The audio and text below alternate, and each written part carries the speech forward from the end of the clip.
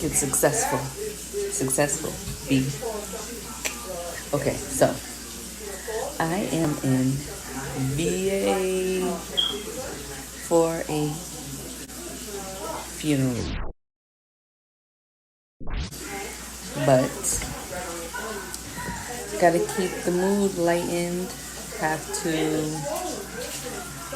do God's work still.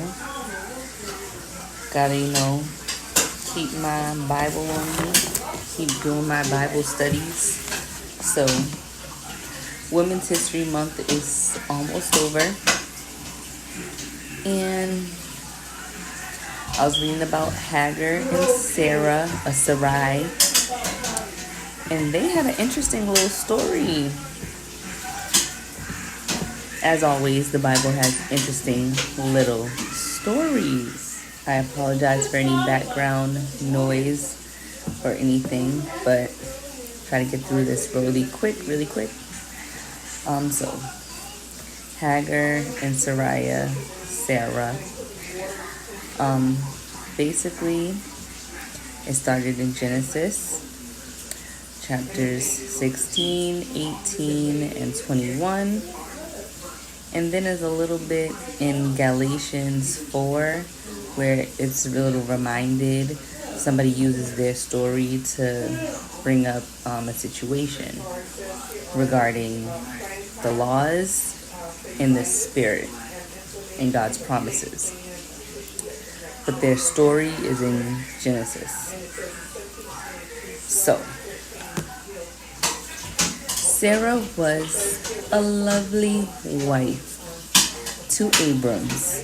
Y'all may know him as Abraham. But his name was Abrams, just like her name was Sarai. And then they changed it to Sarah. She could not bear children, like most women can't. It's a tragedy. But she, for many, many years, could not have children. So, she went through the law and... So like I was saying, she went to the law and had... A little bit. Did you decide yet? No. I got accepted into 2 of them now that I applied to. So. In Virginia? Yeah. Okay. You want to stay in Virginia? Yeah, I want to go to... Take 3. She asked her Egyptian handmaiden, Hagar, she really didn't ask because she was a handmaiden. She just made her, basically. She gave her to her husband and told her, have my husband's baby. Hopefully in a more nicer way, but that's what she did. Because that's what it says in the Bible. She gave her to her husband, Abrams. And told her to conceive my husband's baby.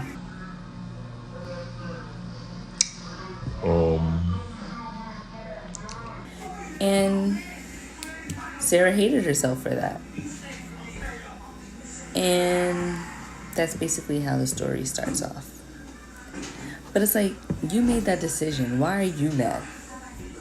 You didn't have to do that. Y'all could live not having kids. But also, I know back in the day, it was like a man's thing to have the firstborn son. So she wanted to please her husband and have him have a son to live on his legacy. But what she didn't do was pray about it.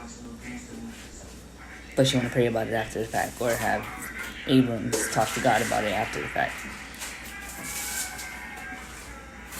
It's not my place. So, she gets mad at Hagar. Hagar runs off, or she runs her off. It's a little cloudy, because first it says she runs off, and then it says she has her runs off. No, I think she runs off the first time, because she looks at me so despised after she finds out that I'm pregnant with Abram's baby. It's like a soap opera. An angel comes to her. She comes back, and because an angel told her to, it's okay. Don't worry about it. your baby will be fine. You'll have a baby named Ishmael. Everything will be all good. So then, God talks to Abrams, but this is not about Abrams, so we're going to skip God's talk to Abrams and go to God's talk with Sarah. So God tells Sarah, you're going to change your name to Sarah.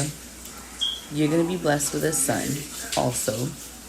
And you're going to be the mother of all nations. Not just this one, but all ones. And she laughs at him like, me. I'm not going to have no kids. I haven't had kids in forever. I'm mad old now. Like, stop playing with me. He's like, oh, you're laughing at me. Okay. What do you, like, and then she basically, so what you laughing at, bro? Like, is anything too tough for me? Like, I can't do it?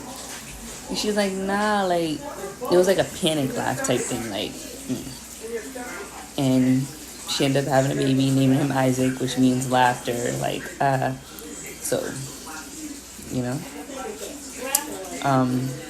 Got pregnant, like God said. Isaac was circumcised after 8 days. Sarah saw, because they had a feast for Isaac because, like, they got pregnant, had a baby, so they had, like, this big feast. Sarah saw Ishmael, and all those old feelings came back to her, and she just was like, she couldn't take it. So she had Abrams banish Ishmael and his mother. Like, rude. So not godlike after you just had a god baby. Like, are you serious? But it's cool. Because God heard Hagar crying in the wilderness. And he said, you know what? I got you, Hagar. Don't worry about it. Ishmael's going to have his nations too. I got you. So just remember that during Women's History Month. God got you. Okay? Forever and always. No matter how hard I try to find these good women in the Bible, there's always some sneaky little woman out there doing something she ain't supposed to be doing. Like Sarah. God is blessing you. You still out here acting reckless. Like, why? But I'm ending some good note. Happy Women's History Month. And be blessed. Don't ruin your blessing for some mediocre revenge.